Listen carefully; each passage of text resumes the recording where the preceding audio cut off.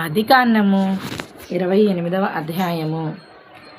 ఇస్సాకు యాకోబును పిలిపించి, నీవు కనాను కుమార్తెలలో ఎవతిని వివాహము చేసుకొనకూడదు.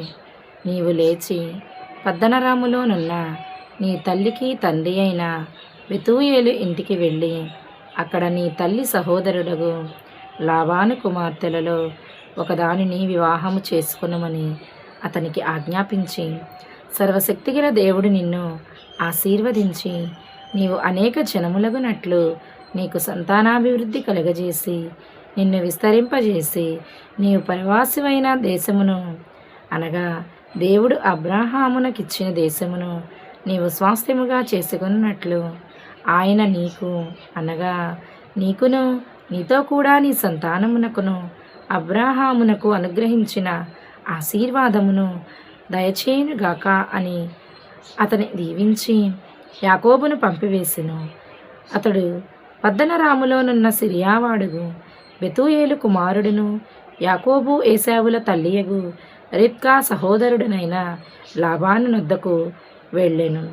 ఇస్సాకు యాకోబును దీవించి పద్దనరాములో పెండ్లి చేసుకొని వచ్చుటకై అతనిని అక్కడికి పంపెననియు, అతని దీవించినప్పుడు నీవు కనాను దేశపు కుమార్తెలలో ఎవరిని పెళ్లి చేసుకొనవద్దని అతనికి ఆజ్ఞాపించెననియు, యాకోబు తన తల్లిదండ్రుల మాట విని పద్దనరామునకు వెళ్ళిపోయిననియు ఏశావు తెలుసుకునినప్పుడు, ఇదిగాక కనాను కుమార్తెలు తన తండ్రి అయిన ఇస్సాకునకు ఇష్టురాండ్రు కారని ఏశావునకు తెలిసినప్పుడు, ఏశావు ఇష్మాయేలు నొద్దకు వెళ్ళి తనకున్న భార్యలుగాక అబ్రాహాము కుమారుడైన ఇష్మాయేలు కుమార్తెయు నెబాయోతు సహోదరియునైన మహలతును కూడా పెండ్లి చేసుకొనెను.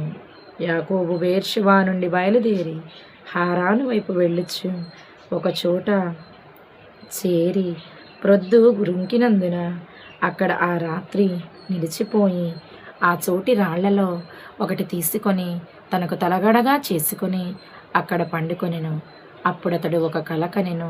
అందులో ఒక నిచ్చెన భూమి మీద నిలుపబడి ఉండెను.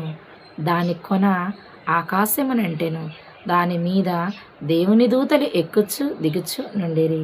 మరియు యెహోవా దానికి పైగా నిలిచి, నేను నీ తండ్రి అయిన అబ్రాహాము దేవుడను, ఇస్సాకు దేవుడైన యెహోవాను. నీవు పండుకొనియున్న ఈ భూమిని నీకును నీ సంతానమునకును ఇచ్చెదను. నీ సంతానము భూమి మీద లెక్కకు ఇసుక రేణువుల వలె నగును. నీవు పడమటి తొట్టును, తూర్పు తట్టును, ఉత్తరపు తట్టును, దక్షిణపు తట్టును వ్యాపించెదవు. భూమి యొక్క వంశములన్నీ నీ మూలముగాను నీ సంతానము మూలముగాను ఆశీర్వదింపబడును. ఇదిగో నేను నీకు తోడై ఉండి నీవు వెళ్ళు ప్రతి స్థలమందు నిన్ను కాపాడుచు ఈ దేశమునకు నిన్ను మరలా రప్పించెదను. నేను నీతో చెప్పినది నెరవేర్చు వరకు నిన్ను విడువనని చెప్పగా, యాకోబు నిద్ర తెలిసి నిశ్చయముగా యెహోవా ఈ స్థలమందున్నాడు, అది నాకు తెలియకపోయేననుకొని భయపడి, ఈ స్థలము ఎంతో భయంకరము, ఇది దేవుని మందిరమే గాని వేరొకటి కాదు, పరలోకపు గవిని ఇదే అనుకొనెను. తెల్లవారినప్పుడు యాకోబు లేచి తాను తలగడగా చేసుకొనిన రాయి తీసి దానిని స్తంభముగా నిలిపి దాని కొన మీద నూనె పోసెను. మరియు అతడు ఆ స్థలమునకు బేతేలని పేరు పెట్టెను. అయితే మొదట ఆ ఊరి పేరు లూజు. అప్పుడు యాకోబు, నేను తిరిగి నా తండ్రి ఇంటికి క్షేమముగా వచ్చునట్లు దేవుడు నాకు తోడైయుండి నేను వెళ్ళుచున్న ఈ మార్గములో నన్ను కాపాడి తినుటకు ఆహారమును ధరించుకొనుటకు వస్త్రములను నాకు దయచేసిన ఎడల యెహోవా నాకు దేవుడై ఉండను. మరియు స్తంభముగా నేను నిలిపిన ఈ రాయి దేవుని మందిరమగును. మరియు నీవు నాకిచ్చు యావత్తులో 10వ వంతు నిశ్చయముగా నీకు చెల్లించెదనని మొక్కుకొనెను. ఆమేన్. God bless you all.